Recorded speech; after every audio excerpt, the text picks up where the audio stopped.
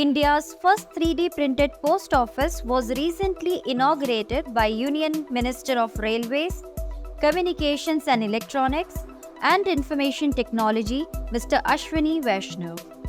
Hello everyone, myself Neha Kapil and I welcome you all in the current affairs section of RACE IAS. Today's topic for discussion is the first 3D printed post office. This topic is related to current affairs for IAS and PCS prelims and mains examination General Studies Paper 3 Science and Technology. It is the first commercial building in India to use 3D printing technology.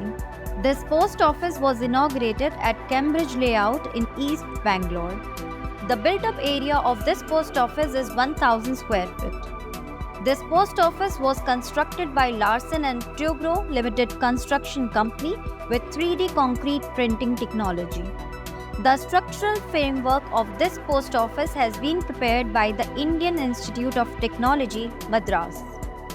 The 3D printing technology used in this post office was imported from Denmark. Now, it's time to move forward and know more about 3D printing. 3D printing is basically a technology of manufacturing using which three-dimensional objects are created. For this, basically, a three-dimensional object is designed in digital format. After this, it is obtained in physical form through 3D printer.